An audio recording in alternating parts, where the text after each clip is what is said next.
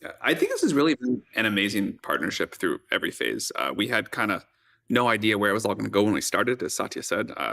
But I I don't think I think this is one of the great tech partnerships ever. And certainly without Microsoft and particularly Satya's early conviction, we would not have been able to do this.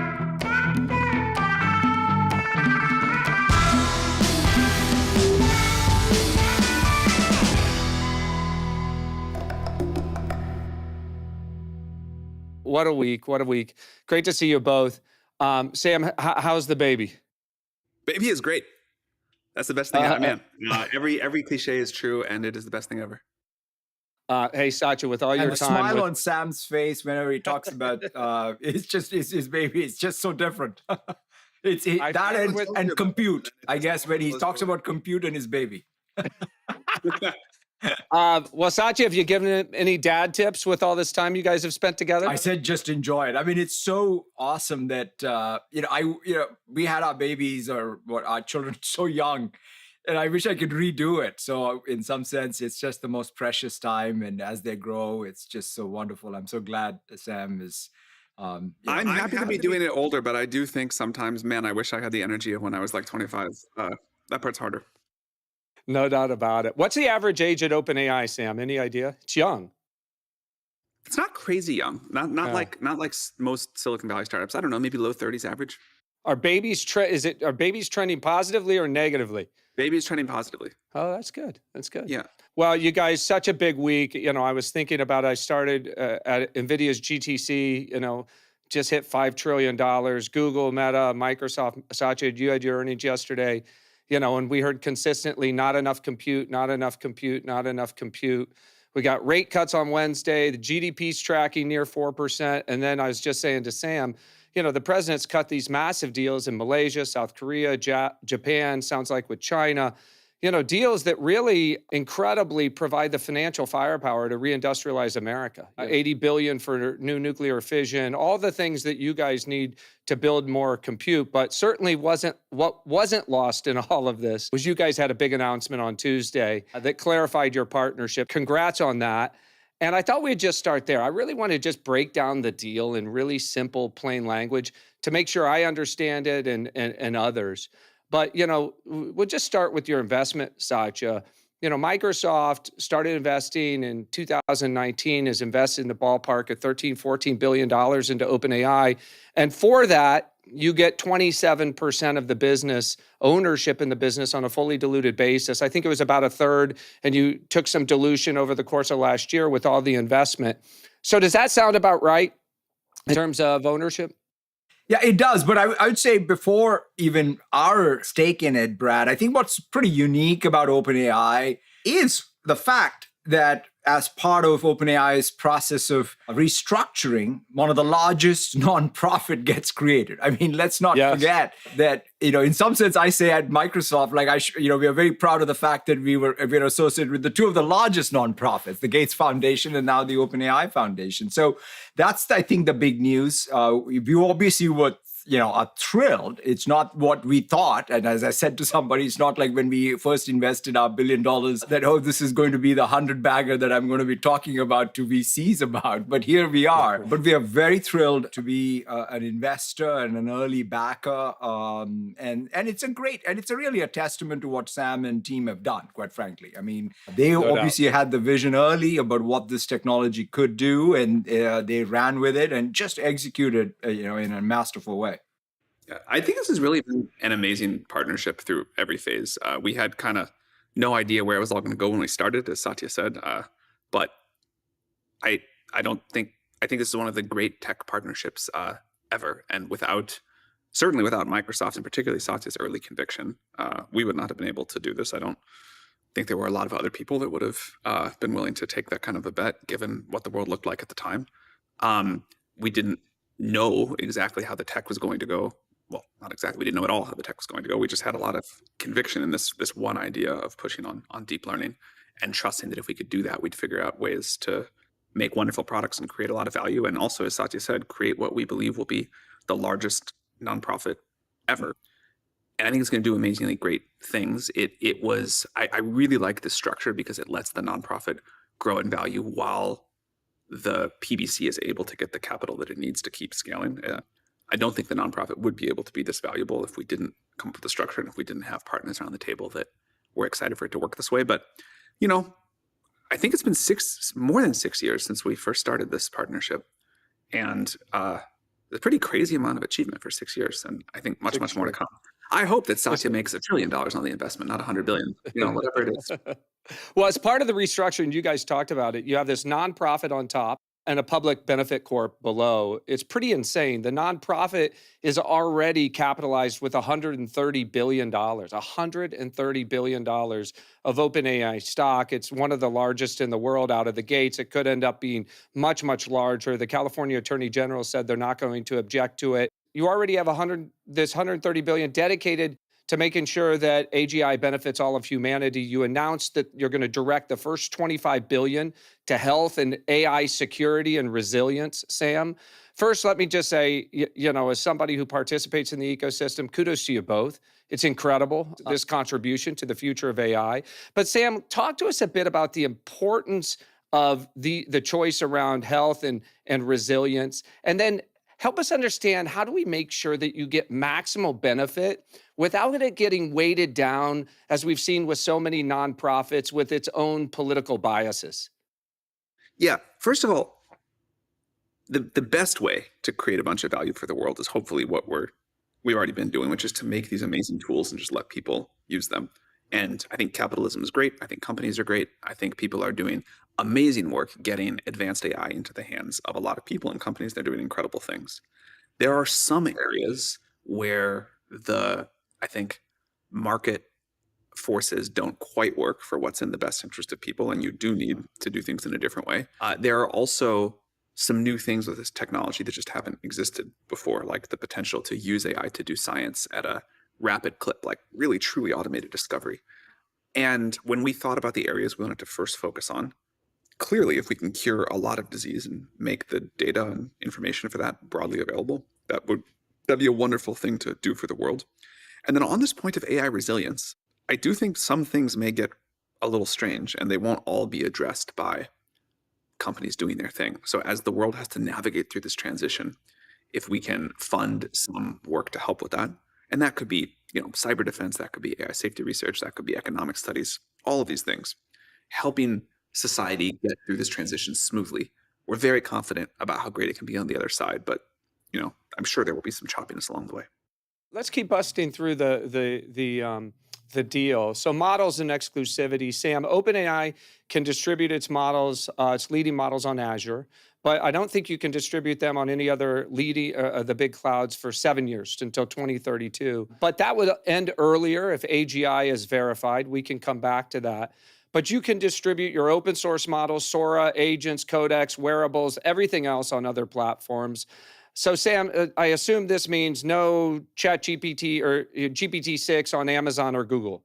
No, so we have first of all, we want to do lots of things together to help, create value for Microsoft. We want them to do lots of things to create value for us. And there are many, many things that'll happen in that category. We are keeping what Satya termed once, and I think it's a great phrase, of stateless APIs on Azure exclusively through 2030, and everything else we're gonna, distribute elsewhere. And that's obviously in Microsoft's interest too. So we'll put lots of products, lots of places, and then this thing we'll do on Azure, and people can get it there or via us. And I think that's great. And then the rev share, there's still a rev share that gets paid by OpenAI to Microsoft on all your revenues that also runs until 2032 or until AGI is verified. So let's just assume, for the sake of argument, I know this is pedestrian, but it's important, that the rev share is 15%. So that would mean if you had 20 billion in revenue, that you're paying 3 billion to Microsoft, and that counts as revenue to Azure. Satya, does that sound about right? Yeah, we have a rev share, and I think, as you characterized it, is either going to AGI or till the end of the term. And I actually don't know exactly where we count it, quite honestly, whether it goes into Azure or somewhere else. That's a good question. It's a good question for Amy. Given that both exclusivity and the rev share end early in the case AGI is verified, it seems to make AGI a pretty big deal.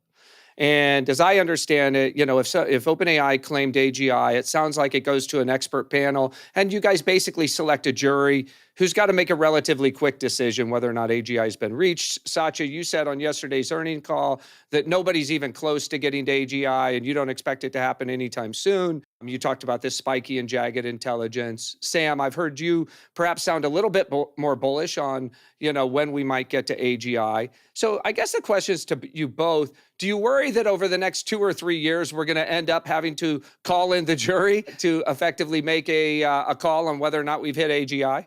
I realize you got to try to make some drama between us here. I think putting a process in place for this is a good thing to do. I expect that the technology will take several surprising twists and turns, and we will continue to be good partners to each other and figure out what makes sense. That's well said. I think, and that's one of the reasons why I think this process we put in place is a good one. And at the end of the day, I'm a big believer in the fact that intelligence capability-wise is going to continue to improve. And our real goal, quite frankly, is that, which is how do you put that in the hands of people and organizations so that they can get the maximum benefits? And that was the original mission of OpenAI that attracted me to OpenAI and Sam and team. And that's kind of what we plan to continue on. Brad, to say the obvious, if we had super intelligence tomorrow, we would still want Microsoft's help getting this product out into people's hands. And we want them Of course. Yeah, no, again, I'm asking the questions I know that are on people's minds, and that makes a ton of sense to me. Obviously, Microsoft is one of the largest distribution platforms in the world. You guys have been great partners for a long time, but I think it dispels some of the myths that are out there. But let's shift gears a little bit. Obviously, OpenAI is one of the fastest growing companies in history. Satya, you said on the pod a year ago, this pod, that every new phase shift creates a new Google. And the Google of this phase shift is already known, and it's OpenAI. And none of this would have been possible had you guys not made these huge bets. With all that said, OpenAI's revenues are still a reported $13 billion in 2025. And Sam, on your live stream this week, you talked about this massive commitment to compute, right? 1.4 trillion over the next 4 or 5 years with, big commitments, $500 million to NVIDIA, $300 million to AMD and Oracle, $250 billion to Azure. So I think the single biggest question I've heard all week and hanging over the market is how can a company with 13 billion in revenues make 1.4 trillion of spend commitments? And you've heard the criticism, First Sam. of all, we're doing well more revenue than that. Second of all, Brad, if you want to sell your shares, I'll find you a buyer. I just enough. People are. I think there's a lot of people who would love to buy OpenAI shares. I don't think you would, including myself. Including myself. People who talk with a lot of breathless concern about our compute stuff or whatever that would be thrilled to buy shares. So I think we could sell your shares or anybody else's to some of the people who are making the most noise on Twitter, whatever, about this very quickly. We do plan for revenue to grow steeply. Revenue is growing steeply. We are taking a forward bet that it's going to continue to grow, and that not only will ChatGPT keep growing, but we will be able to become one of the important AI clouds, that our consumer device business will be a significant and important thing, that AI that can automate science will create huge value. So, there are not many times that I want to be a public company, but one of the rare times it's appealing is when those people are writing these ridiculous OpenAI is about to go out of business and whatever. I would love to tell them they could just short the stock, and I would love to see them get burned on that. But we carefully plan. We understand where the technology, where the capability is going to go, and how the products we can build around that and the revenue we can generate. We might screw it up. This is the bet that we're making, and we're taking a risk along with that. A certain risk is if we don't have the compute, we will not be able to generate the revenue or make the models at this kind of scale. Exactly. And let me just say one thing, Brad, as both a partner and an investor.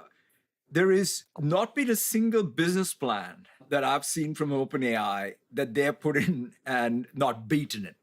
So in some sense, this is the one place where, in terms of their growth and just even the business, it's been unbelievable execution, quite frankly. I mean, obviously, OpenAI, everyone talks about all the success in the usage and what have you. But even, I'd say all up, the business execution has been just pretty unbelievable. I heard Greg Brockman say on CNBC a couple weeks ago, right? If we could 10x our compute, we might not have 10x more revenue, but we'd certainly have a lot more revenue. Simply because of lack of compute power. Things like, yeah, it's really wild when I just look at how much we are held back. And in many ways, we have, we've scaled our compute probably 10x over the past year. But if we had 10x more compute, I don't know if we'd have 10x more revenue, but I don't think it'd be that far. And we heard this from you as well last night, Satya, that you were compute constrained and growth would have been higher even if you had more compute. So help us contextualize, Sam, maybe like how compute constrained do you feel today? And when you look at the build out over the course of the next 2 to 3 years, do you think you'll ever get to the point where you're not compute constrained? We talk about this question of, is there ever enough compute a lot? I think the answer is the best way to think about this is like energy or something. You can talk about demand for energy at a certain price point, but you can't talk about demand for energy without talking about different demand at different price levels. If the price of compute per like unit of intelligence or whatever, however you want to think about it, fell by a factor of 100 tomorrow, you would see usage go up by much more than 100. And there'd be a lot of things that people would love to do with that compute that just make no economic sense at the current cost, but there would be new kind of demand. So I think now, on the other hand, as the models get even smarter and you can use these models to cure cancer or discover novel physics or drive a bunch of humanoid robots to construct a space station or whatever crazy thing you want, then maybe there's huge willingness to pay a much higher rate cost per unit of intelligence for a much higher level of intelligence. That we don't know yet, but I would bet there will be.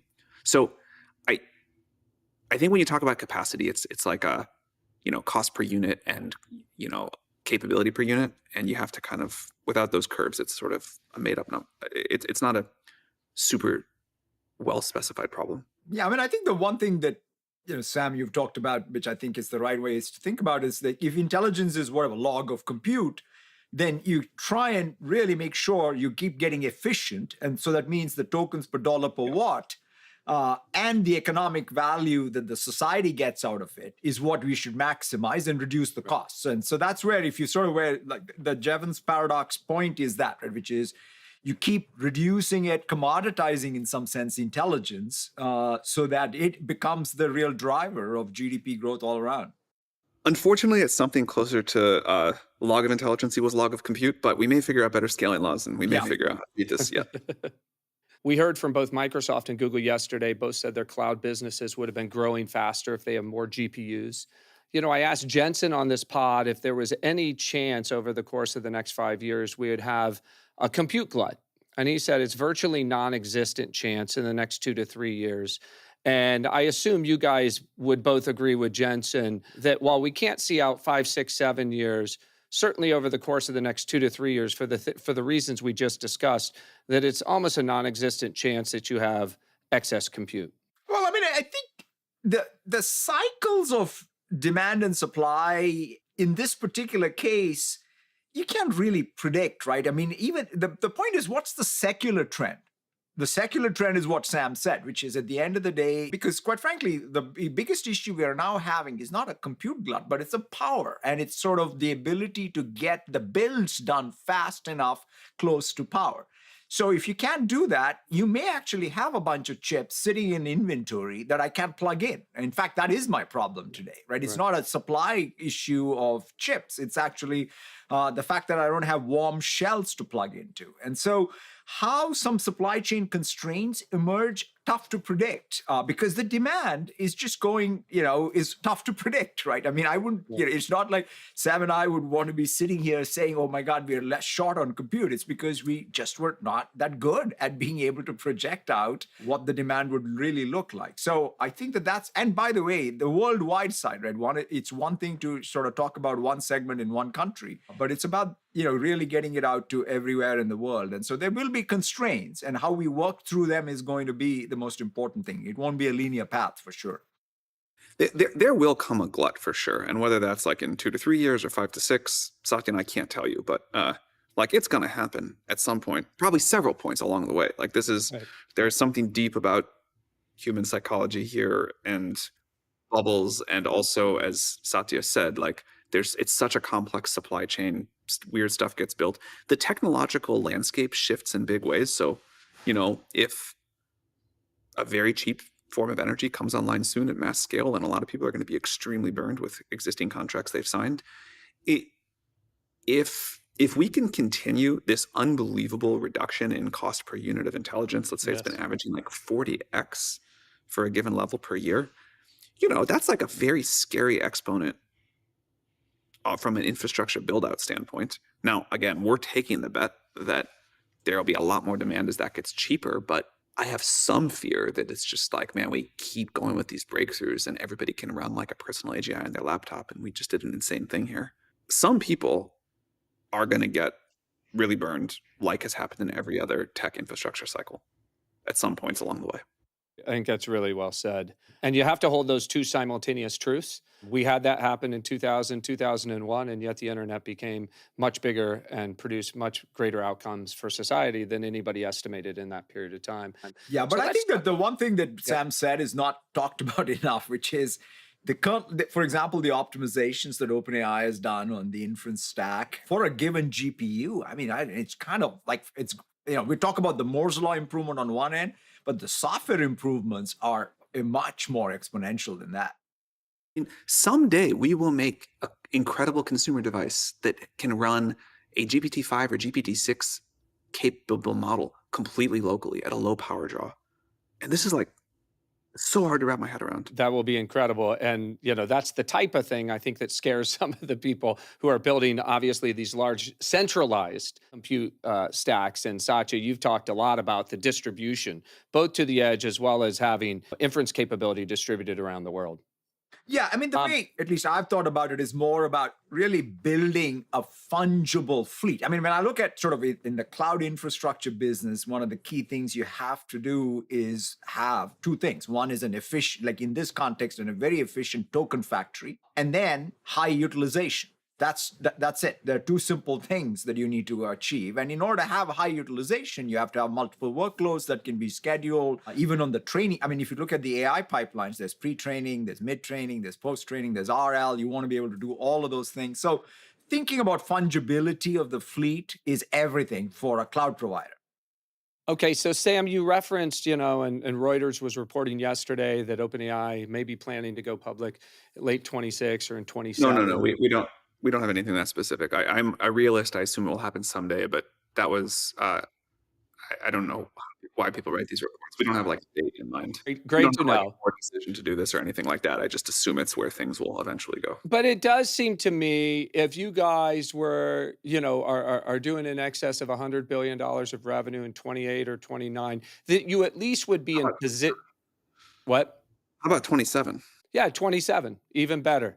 You are in position to do an IPO, and the rumored $1 trillion, again, just to contextualize for listeners, if you guys went public at 10 times $100 billion in revenue, right, which would be, I think, a lower multiple than Facebook went public at, a lower multiple than a lot of other big consumer companies went public at, that would put you at $1 trillion. If you floated 10 to 20% of the company, that raises $100 to $200 billion, which seems like that would be a good path to fund a lot of the growth and a lot of the stuff that we just talked about. So you're not opposed to it. You're not, but you guys are making fund the company with revenue growth, which is what I would like us to do. But no doubt about it. Well, I've also said I think that this is such an important company, and there are so many people, including my kids, who like to trade their little accounts. And they use ChatGPT, and I think having retail investors have an opportunity to buy one of the most important and largest companies. That would be honestly, that is probably the single most appealing thing about it to me. That would be really nice. One of the things I've talked to you both about, shifting gears again, is part of the big, beautiful bill, Senator Cruz had included federal preemption so that we wouldn't have this state patchwork, 50 different laws that mires the industry down in kind of needless compliance and regulation. Unfortunately, got killed at the last second by Senator Blackburn. Because frankly, I think AI is pretty poorly understood in Washington, and there's a lot of doomerism, I think, that has gained traction in Washington. So now we have state laws like the Colorado AI Act that goes into full effect in February, I believe, that creates this whole new class of litigants. Anybody who claims any unfair impact from an algorithmic discrimination in a chatbot. So somebody could claim harm for countless reasons. Sam, how worried are you that, having this state patchwork of AI, poses real challenges to, our ability to continue to accelerate and compete around the world? I don't know how we're supposed to comply with that Colorado law. I would love them to tell us, and we'd like to be able to do it, but that's just from what I've read of that. That's like I literally don't know what we're supposed to do.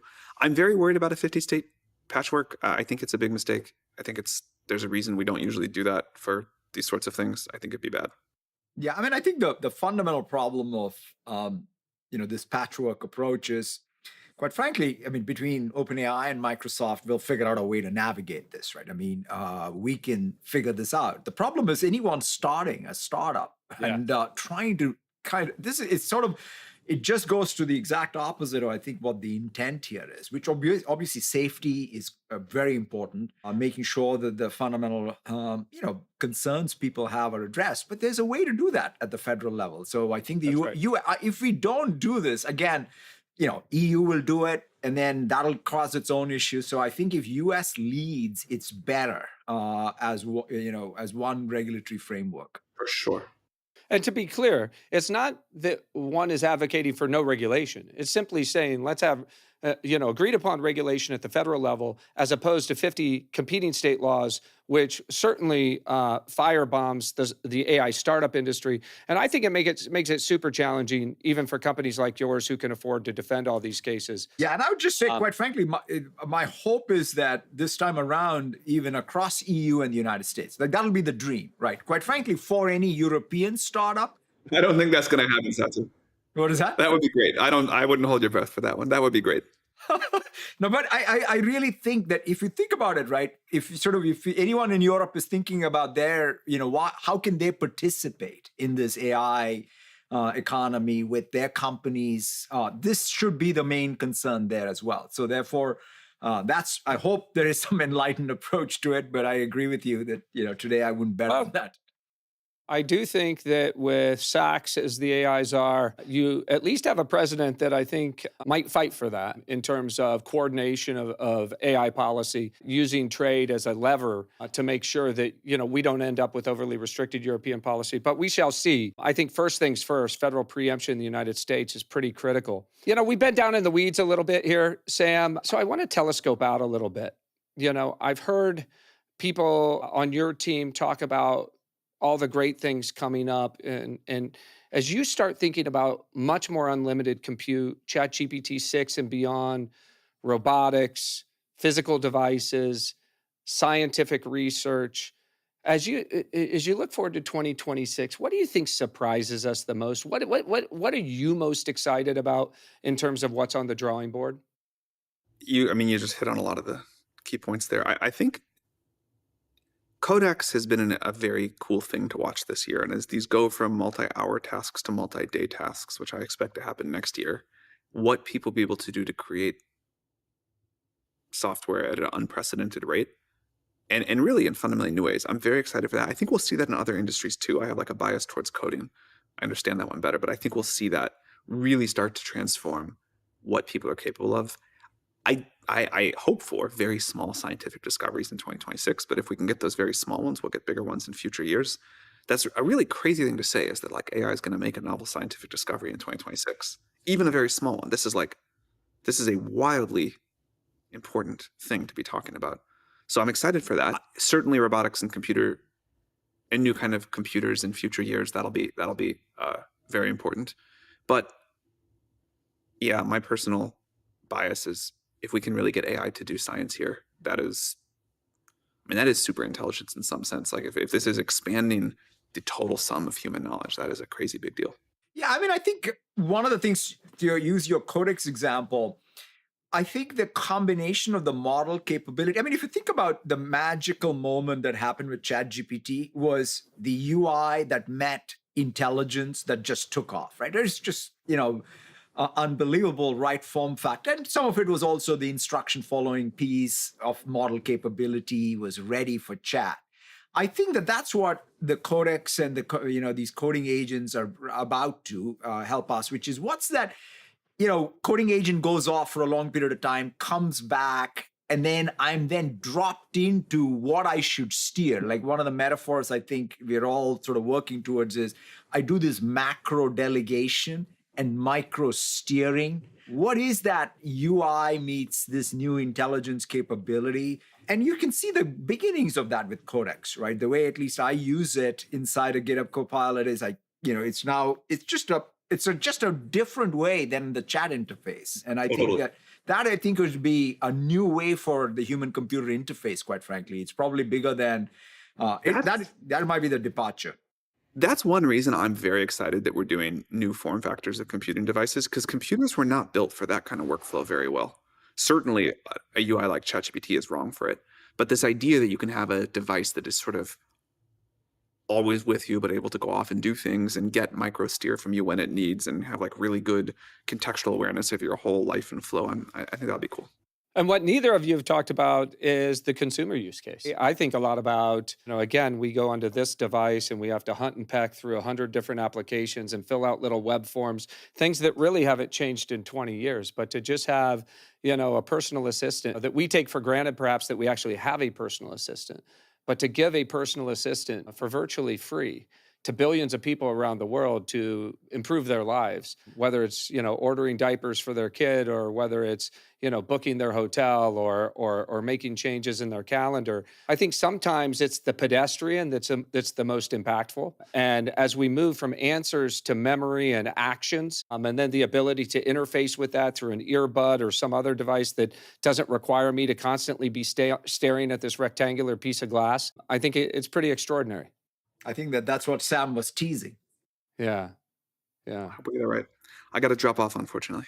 Sam, it was great to see you. Thanks for joining us. Congrats again on this big step forward, and we'll talk soon. Thanks for letting me crash. See you, Sam. Take care. See ya. As Sam well knows, we're certainly a buyer, not a seller. But sometimes, I think it's important because the world, we're pretty small. We spend all day long thinking about this stuff, right? And so conviction, it comes from the 10,000 hours we've spent thinking about it. But the reality is we have to bring along the rest of the world, and the rest of the world doesn't spend 10,000 hours thinking about this. And frankly, they look at some things that appear overly ambitious, right? And get worried about whether or not we can pull those things off. So you took this idea to the board in 2019 to invest $1 billion into OpenAI. Was it a no-brainer in the boardroom? Did you have to expend any political capital to get it done? Dish for me a little bit, like what that moment was like, because I think it was such a pivotal moment, not just for Microsoft, not just for the country, but I really do think for the world. Yeah, I mean, it's interesting when you look back. The journey, when I look at it, it's been, we were involved even in 2016 when initially OpenAI started. In fact, Azure was even the first sponsor, I think. And then they were doing a lot more reinforcement learning at that time. I remember the Dota 2 competition, I think, happened on Azure, and then they moved on to other things. And, I was interested in RL, but quite frankly, it speaks a little bit to your 10,000 hours or the prepared mind. Microsoft since 1995 was obsessed. I mean, Bill's obsession for the company was natural language. I mean, after all, we're a coding company, we're an information work company. So it's when Sam in 2019 started talking about text and natural language and transformers and scaling laws. That's when I said, wow, like this is an interesting, I mean, this was a team that was going in the direction, or the direction of travel was now clear. It had a lot more overlap with our interest. So in that sense, it was a no-brainer. Obviously, you go to the board and say, hey, I have an idea of taking $1 billion and giving it to this crazy structure, which we don't even kind of understand. What is it? It's a nonprofit, blah, blah, blah. And saying, go for it. There was a debate. Bill was kind of rightfully so skeptical because, and then he became like, once he saw the GPT-4 demo, like that was like the thing that Bill's talked about publicly, where when he saw it, he said it's the best demo he saw after, what Charles Simonyi showed him at Xerox PARC. But quite honestly, none of us could. So the moment for me was that, let's go give it a shot. Then seeing the early codecs inside of Copilot, inside of GitHub Copilot, and seeing just the code completions and seeing it work, that's when I would say I felt like I can go from 1 to 10. Because that was the big call, quite frankly. 1 was controversial, but the 1 to 10 was what really made this entire era possible. And then obviously, the great execution by the team and the productization on their part, our part. I mean, if I think about it, right, the collective monetization reach of GitHub Copilot, ChatGPT, Microsoft 365 Copilot, and Copilot. You add those 4 things, that is it, right? That's the biggest sort of AI set of products out there on the planet. And that's, what obviously has let us sustain all of this. And I think not many people know that your CTO, Kevin Scott, an ex-Googler, lives down here in Silicon Valley. And to contextualize it, right, Microsoft had missed out on search, had missed out on mobile. You become CEO, almost had missed out on the cloud, right? You've described it, caught the last train out of town to capture the cloud. And I think you were pretty determined to have eyes and ears down here so you didn't miss the next big thing. So I assume that Kevin played a good role for you as well. Absolutely. Behind DeepSeek and OpenAI. Yeah, I mean, if it's in fact, I would say Kevin's conviction. And Kevin was also skeptical. Like that was the thing. I always watch for people who are skeptical who change their opinion, because to me, that's a signal. So I'm always looking for someone who's a non-believer in something and then suddenly changes and then they get excited about it. I have all the time for that because I'm then curious. Why? What? And so Kevin started with, I think that all of us were kind of skeptical, right? No, I mean, in some sense, it defies we're all having gone to school and said, God, there must be an algorithm to crack this versus just scaling laws and throw compute. But quite frankly, Kevin's conviction that this is worth going after is one of the big things that drove this. Well, we talk about, that investment that's now worth 130 billion, I suppose could be worth $1 trillion someday, as Sam says. But it really, in many ways, understates the value of the partnership, right? So you have the value in the rev share, billions per year going to Microsoft. You have the profits you make off the $250 billion of the Azure compute commitment from OpenAI. And of course, you get huge sales from the exclusive distribution of the API. So talk to us how you think about the value across those domains, especially how this exclusivity has brought a lot of customers who may have been on AWS to Azure. Yeah, no, absolutely. I mean, so to us, if I look at it, aside from all the equity parts, the real strategic thing that comes together and that remains going forward is that stateless API exclusivity on Azure that helps, quite frankly, both OpenAI and us and our customers. Because when somebody in the enterprise is trying to build an application, they want an API that's stateless. They want to mix it up with compute and storage, put a database underneath it to capture state and build a full workload. And that's where, Azure coming together with this API. And so what we're doing with even Azure Foundry, right? Because in some sense, let's say you want to build an AI application, but the key thing is, how do you make sure that the evals of what you're doing with AI are great? So that's where you need even a full app server in Foundry. That's what we have done. And so therefore, I feel that is the way we will go to market in our infrastructure business. The other side of the value capture for us is going to be incorporating all this IP. Not only we have the exclusivity of the model in Azure, but we have access to the IP. I mean, having a royalty-free, let's even forgetting all the know-how and the knowledge side of it, But having royalty-free access all the way till 7 more years gives us a lot of flexibility business model-wise. It's kind of like having a frontier model for free. In some sense, if you're an MSFT shareholder, that's kind of where you should start from, is to think about we have a frontier model that we can then deploy, whether it's in GitHub, whether it's in M365, whether it's in our consumer Copilot, then add to it our own data, post-train it. So that means we can have it embedded in the weights there. And so therefore, we are excited about the value creation on both the Azure and the infrastructure side, as well as in our high-value domains, whether it is in health, whether it's in knowledge work, whether it's in coding or security. You've been consolidating the losses from OpenAI. I think you just reported earnings yesterday. I think you consolidated $4 billion of losses in the quarter. Do you think that investors they may even be attributing negative value, right, because of the losses, as they apply their multiple of earnings, Satya. Whereas I hear this and I think about all of those benefits we just described, not to mention the look-through equity value that you own in a company that could be worth $1 trillion unto itself. Do you think that the market is kind of misunderstanding the value of OpenAI as a component of Microsoft?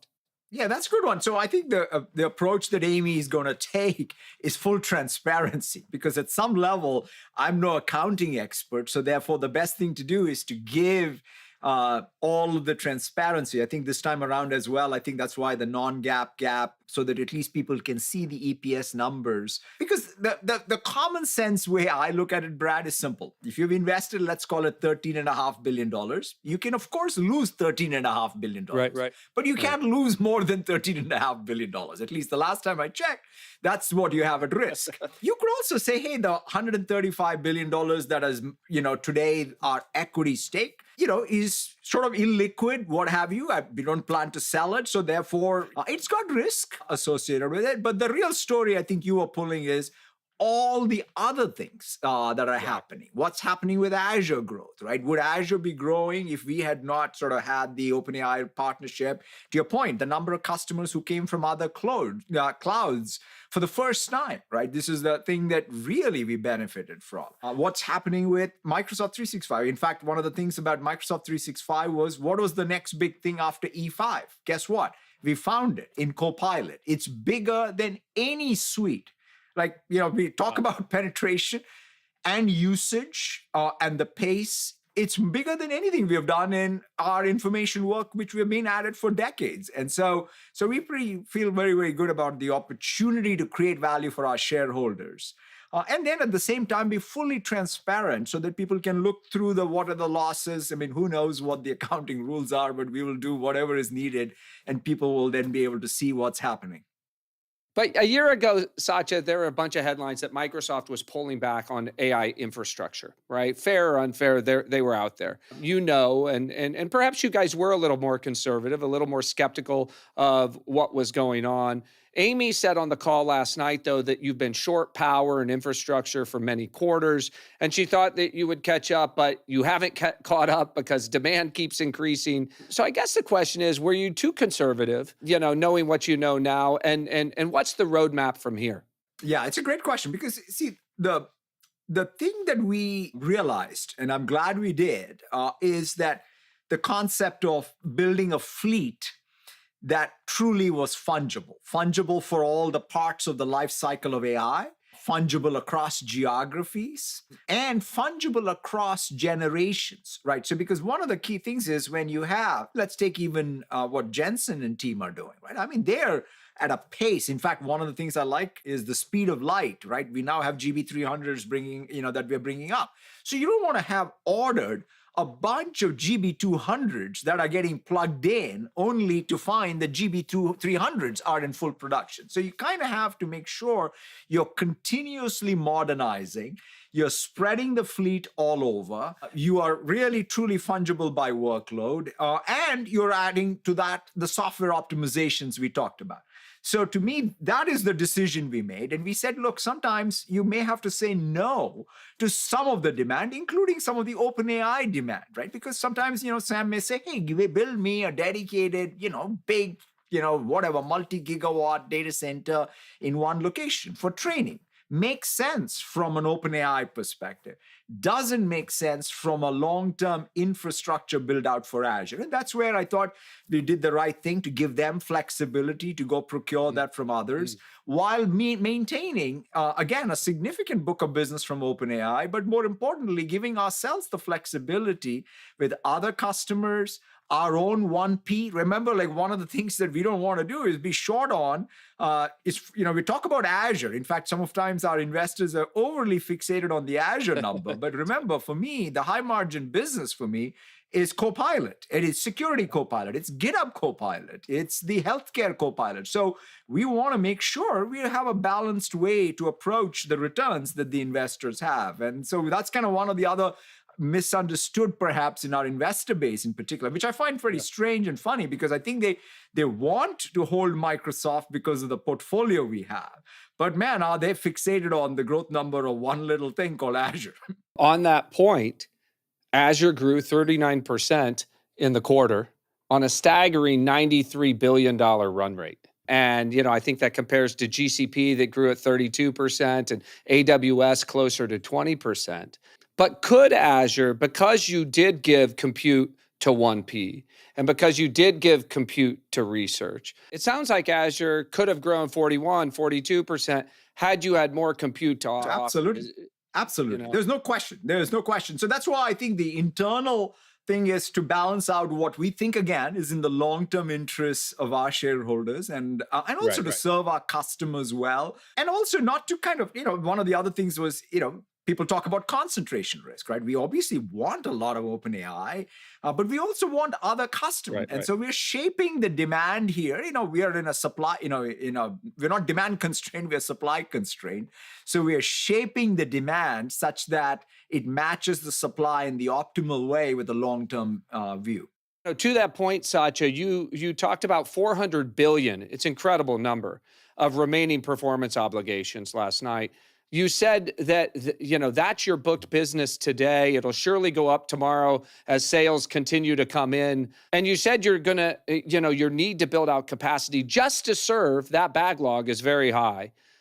How diversified is that backlog to your point? And how confident are you that $400 billion does turn into revenue over the course of the next couple of years? Yeah, that $400 billion, it has a very short duration, as Amy explained. It's the 2-year duration on average. So that's definitely our intent. That's one of the reasons why we're spending the capital outlay with high certainty that we just need to clear the backlog. And to your point, it's pretty diversified, both on the 1P and the 3P. Our own demand is quite frankly pretty high for our first party. And even amongst third party, one of the things we now are seeing is the rise of all the other companies building real workloads that are scaling. And so given that, I think we feel very good. I mean, obviously, it's that's one of the best things about RPO is you can be planful, quite frankly. And so therefore, we feel very, very good about building. And then this doesn't include, obviously, the additional demand that we're already going to start seeing, including the 250, which will have a longer duration, and we'll build accordingly. Right. So there are a lot of new entrants, right, in this race to build out compute: Oracle, CoreWeave, Crusoe, et cetera.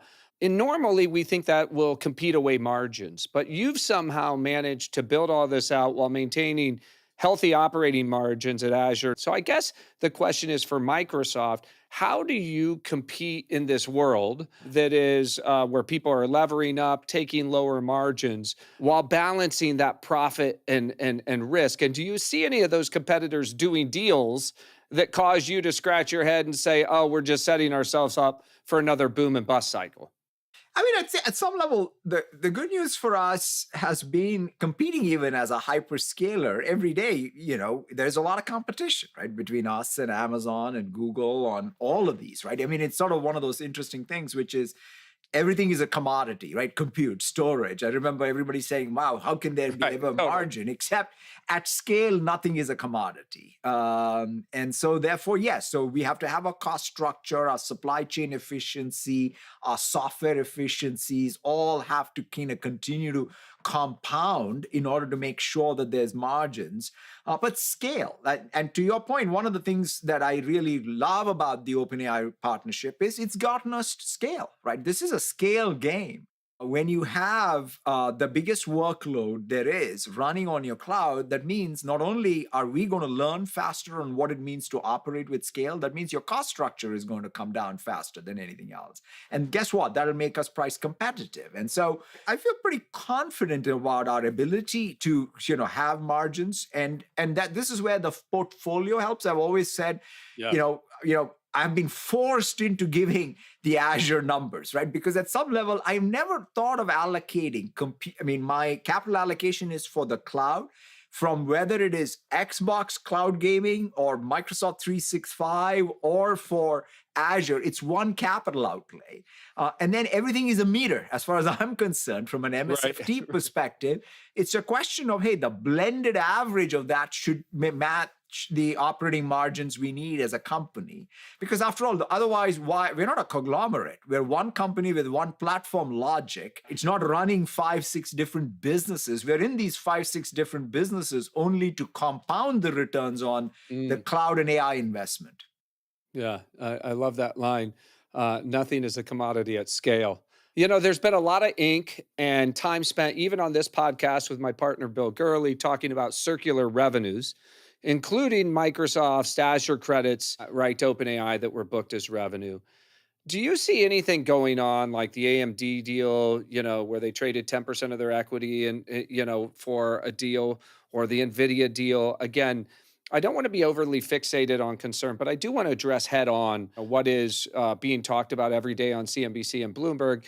And there are a lot of these overlapping deals that are going on out there. Do you, when you think about that in the context of Microsoft, does any of that worry you again as to the sustainability or durability of the AI revenues that we see in the world? Yeah, first of all, our investment of, let's say, that 13.5, which was all the training investment, that was not booked as revenue. That is the reason why we have the equity percentage. That's the reason why we have the 27% or 135 billion. So that was not something that somehow that made it into Azure revenue. In fact, if anything, the Azure revenue was purely the consumption revenue of ChatGPT and anything else, and the APIs they put out that they monetized and we monetized. To your aspect of others, to some degree, it's always been there in terms of vendor financing, right? So it's not like a new concept that when someone's building something and they have a customer who's also building something, but they need financing, for whether it is it's sort of they're taking some exotic forms, which obviously need to be scrutinized by the investment community. But that said, vendor financing is not a new concept. Interestingly enough, we have not had to do any of that, right? We may have, really either invested in OpenAI and essentially got an equity stake in it for return for compute, or essentially sold them great pricing of compute in order to be able to sort of bootstrap them. But others choose to do so differently, and I think circularity ultimately will be tested by demand, because all this will work as long as there is demand for the final output of it. And up to now, that has been the case. Certainly. Well, I want to shift, as you said, over half your business is software applications. I want to think about software and agents. Last year on this pod, you made a bit of a stir by saying that much of application software, was this thin layer that sat on top of a CRUD database. The notion that business applications exist, that's probably where they'll all collapse, right, in the agent era. Because if you think about it, right, they are essentially CRUD databases with a bunch of business logic. The business logic is all going to these agents. Public software companies are now trading at about 5.2 times forward revenue. So that's below their 10-year average of 7 times, despite the markets being at all-time highs. And there's lots of concern that SaaS subscriptions and margins may be put at risk by AI.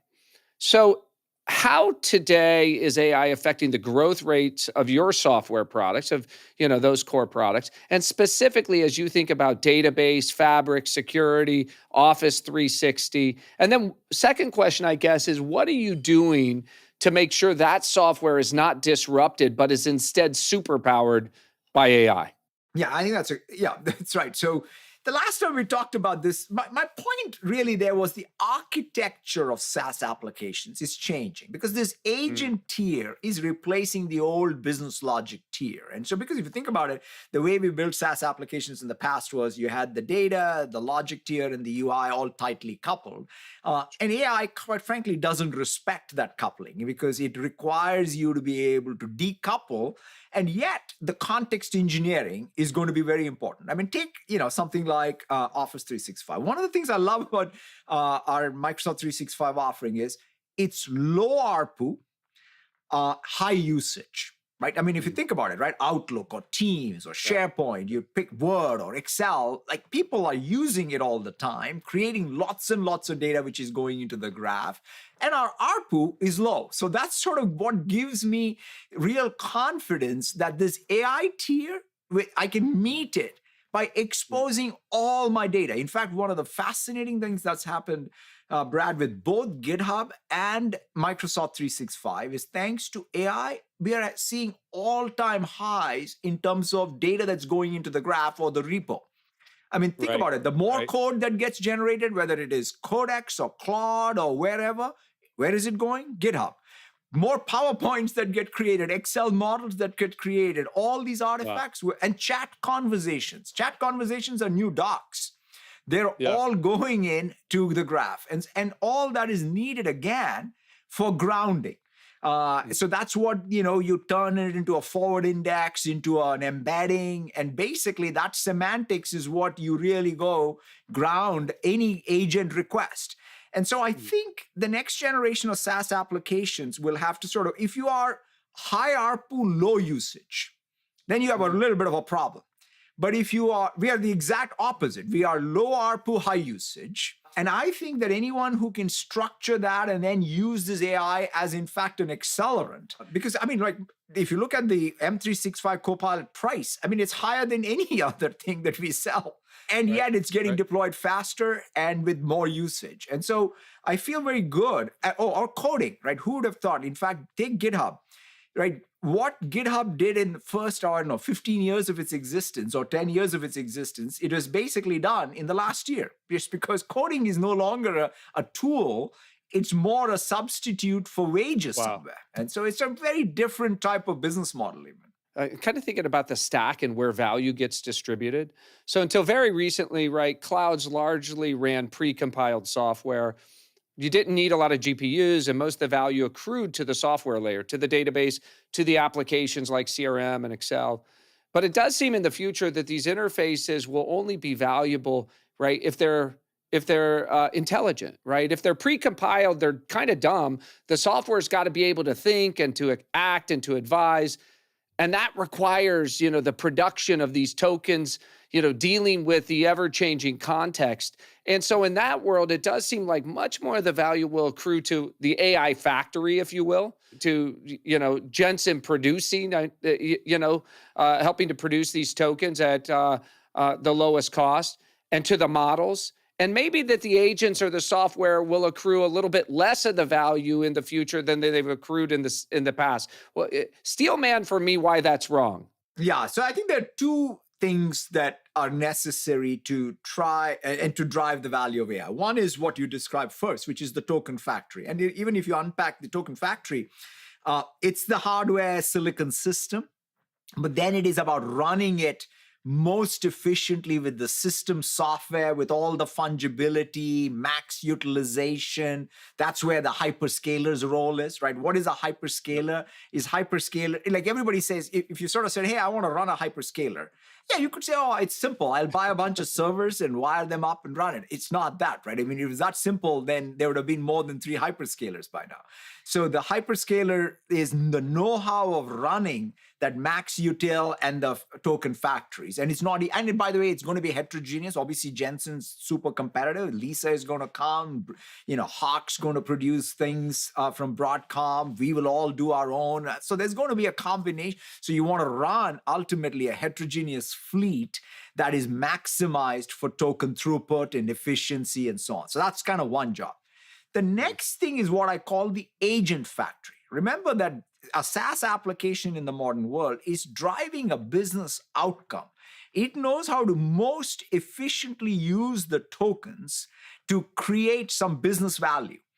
In fact, GitHub Copilot is a great example of it, right? Which is, if you think about it, the auto mode of GitHub Copilot is the smartest thing we've done, right? So it chooses based on the prompt which model to use for a code completion or a task handoff, right? That's what you do that not just by, choosing in some round robin fashion. You do it because of the feedback cycle you have the evals, the data loops, and so on. So the new SaaS applications, as you rightfully said, are intelligent applications that are optimized for a set of evals and a set of outcomes that then know how to use the token factory's output most efficiently. Sometimes latency matters, sometimes performance matters. And knowing how to do that trade in a smart way is where the SaaS application value is. But overall, it is going to be true that there is a real marginal cost to software this time around. It was there in the cloud era too. When we were doing, CD-ROMs, there wasn't much of a marginal cost.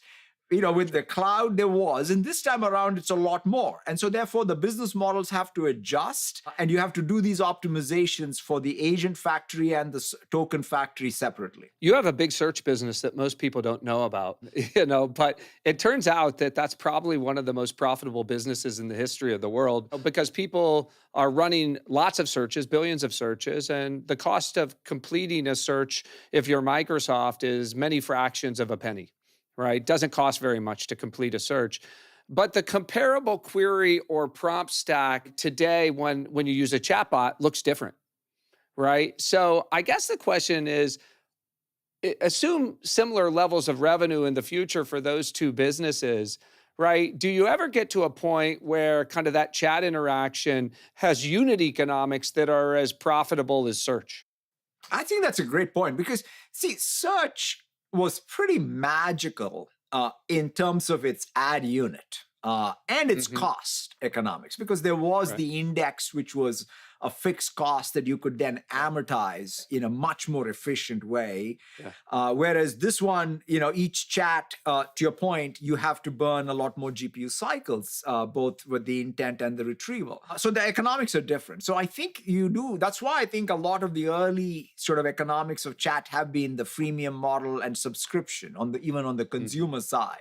So we are yet to discover whether it's agentic commerce or whatever is the ad unit, how it's going to be litigated. But at the same time, the fact that at this point, I kind of know. In fact, I use search for very, very specific navigational queries. I used to say I use it a lot for commerce, but that's also shifting to my, Copilot. Look, I look at the Copilot mode in Edge and Bing or Copilot. Now they're blending in. So I think that, yes, I think there is going to be a real litigation, just like we talked about the SaaS disruption. We're in the beginning of the cheese being a little moved in consumer economics of that category. Yeah. Right. I mean, and given that it's the multi-trillion-dollar, this is the thing that's driven all the economics of the internet, right? When you move the economics of search for both you and Google, and it converges on something that looks more like a personal agent, a personal assistant chat, that could end up being much, much bigger in terms of the total value delivered to humanity. But the unit economics, you're not just amortizing this one-time fixed index. That's right. I think, and so that's right. I think the consumer could be worse. Yeah, the consumer category, because you're pulling a thread on something that I think a lot about, right? Which is what during these disruptions, you kind of have to have a real sense of what is the category economics? Is it winner take all? And both matter. right? The problem on consumer space always is that there's finite amount of time. And so if I'm not doing one thing, I'm doing something else. And if your monetization is predicated on some human interaction in particular, if there was truly agentic stuff even on consumer, that could be different. Whereas in the enterprise, one is it's not winner take all. And two, it is going to be a lot more friendly for agentic interaction. So it's not like, for example, the per seat versus consumption. The reality is agents are the new seats. Yeah. And so you can think of it as the enterprise monetization is much clearer. The consumer monetization, I think, is a little more murky. You know, we've seen a spate of layoffs recently with Amazon announcing some big layoffs this week. You know, the Mag 7 has had little job growth over the last 3 years, despite really robust top lines. You know, you didn't grow your headcount really from 24 to 25. It's around 225,000. You know, many attribute this to normal getting fit, you know, just getting more efficient coming out of COVID. And I think there's a lot of truth to that. But do you think part of this is due to AI? Do you think that AI is going to be a net job creator? And do you see this being a long-term positive for Microsoft productivity? Like, it feels to me like the pie grows, but you can do all these things much more efficiently, which either means your margins expand, or it means you reinvest those margin dollars and you grow faster for longer. I call it the golden age of margin expansion. I'm a firm believer that the productivity curve does and will bend, in the sense that we will start seeing some of what is the work and the workflow in particular change, right? There's going to be more agency for you at a task level to get to job complete because of the power of these tools in your hand. And that, I think, is going to be the case. So that's why I think we are even internally, for example, when you talked about even our allocation of tokens, we want to make sure that everybody at Microsoft, standard issue, right? All of them have Microsoft 365 to the tilt in the sort of most unlimited way, and have GitHub Copilot so that they can really be more productive. But here is the other interesting thing, Brad, we're learning is there's a new way to even learn, right? Which is, you know, how to work with agents, right? So that's kind of like when Word, Excel, PowerPoint all showed up in Office, we learned how to rethink, so let's say, how we did a forecast, right? I mean, think about it, right? In the 80s, the forecasts were inter-office memos and faxes and what have you. And then suddenly somebody said, oh, here's an Excel spreadsheet. Let's put it in an email, send it around, people enter numbers, and there was a forecast. Similarly, right now, any planning, any execution starts with AI. You research with AI, you think with AI, you share with your colleagues, and what have you. So there's a new artifact being created and a new workflow being created. And that is the rate of the pace of change of the business process that matches the capability of AI. That's where the productivity efficiencies come. And so organizations that can master that are going to be the biggest beneficiaries, whether it's in our industry or, quite frankly, in the real world. And so is Microsoft benefiting from that? You know, so let's think about a couple of years from now, 5 years from now. At the current growth rate will be sooner, but let's call it 5 years from now, your top line is twice as big as what it is today, Satya. How many more employees will you have if you grow revenue by? Like, one of the best things right now is these examples that I'm hit with every day from the employees of Microsoft. There was this person who leads our network operations, right? I mean, if you think about the amount of fiber we have had to put for like this, you know, this 2 gigawatt data center we just built out in Fairwater, right? And the amount of fiber there, the AI WAN and what have you, it's just crazy, right? So, and it turns out this is a real world asset. There are, I think, 400 different fiber operators we are dealing with worldwide. Every time something happens, we are literally going and dealing with all these DevOps pipelines. The person who leads it, she basically said to me, you know what? There's no way I'll ever get the headcount to go do all this. Not forget, even if I even approve the budget, I can't hire all these folks. So she did the next best thing. She just built herself a whole bunch of agents to automate the DevOps pipeline of how to deal with the maintenance. That is an example of, to your point, a team with AI tools being able to get more productivity. So if your question, I will say we will grow a headcount. But the way I look at it is, that headcount we grow will grow with a lot more leverage than the headcount we had pre-AI. Well, and that's the adjustment I think structurally you're seeing first, right? Which is one, you called it getting fit. I think of it as more getting to a place where everybody is really not learning how to rethink how they work. And it's the how, not even the what. Even if the what remains the constant, how you go about it has to be relearned. And it's the unlearning and learning process that I think will take the next year or so. Then the headcount growth will come with max leverage. Yeah, no, I think we're on the verge of incredible economic productivity growth. It does feel like when I talk to you or Michael Dell that most companies aren't even really in the first inning, maybe the first batter in the first inning in reworking those workflows to get maximum leverage from these agents. But it sure feels like over the course of the next 2 to 3 years, that's where a lot of gains are going to start coming from. And again, I certainly am an optimist. I think we're going to have net job gains from all of this. But I think for those companies, they'll just be able to grow their bottom line, their number of employees slower than their top line. That is the productivity gain to the company. Aggregate all that up, that's the productivity gain to the economy. And then we'll just take that consumer surplus and invest it in creating a lot of things that didn't exist before.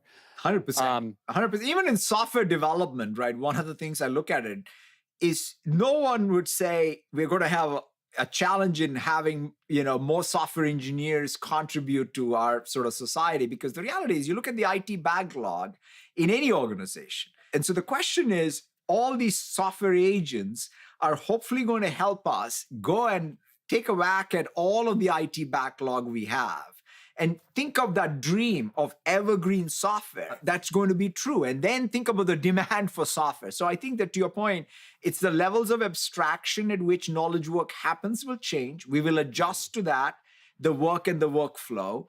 That will then adjust itself even in terms of the demand for the products of this industry.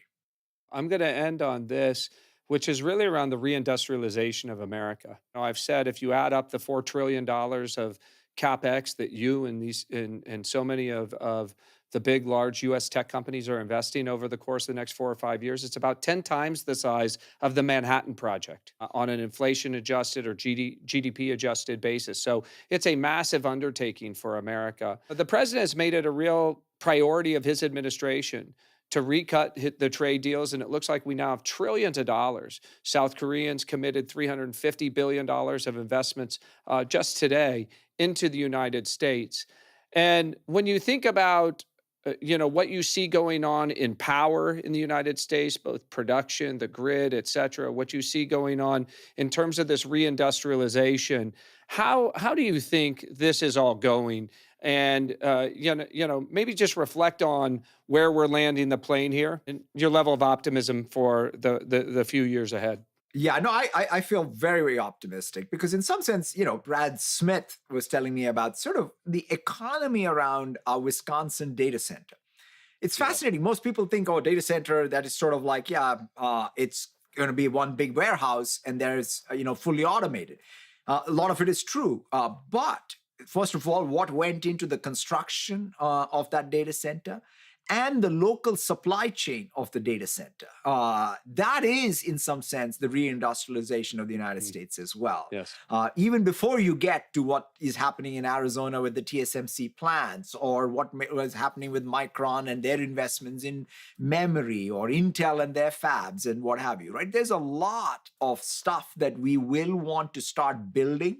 Doesn't mean we won't have trade deals that make sense for the United States with other countries. But to your point, the reindustrialization for the new economy and making sure that all the skills and all that capacity from power on down, I think is sort of very important, right, for us. And the other thing that I also say, Brad, it's important, and this is something that I've had a chance to talk to President Trump as well as Secretary Lutnick and others, is it's important to recognize that we as hyperscalers of the United States are also investing around the world.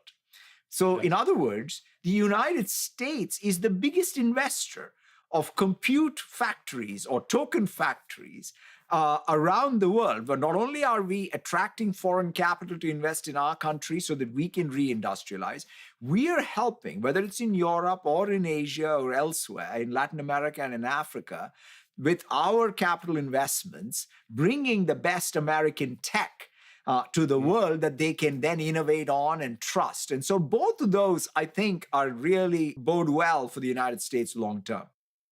I'm grateful for your leadership. Sam is really helping lead the charge at OpenAI for America. I think this is a moment where I look ahead. You know, you can see 4% GDP growth on the horizon. We'll have our challenges. We'll have our ups and downs. These tend to be stairs up rather than a line straight up and to the right. But I, for one, see a level of coordination going on between Washington and Silicon Valley, between big tech and the reindustrialization of America that gives me cause for incredible hope. Watching what happened this week in Asia, led by the president and his team, and then watching what's happening here is super exciting. So thanks for making the time. We're big fans. Thanks, Satya. Thanks so much, Brad. Thank you.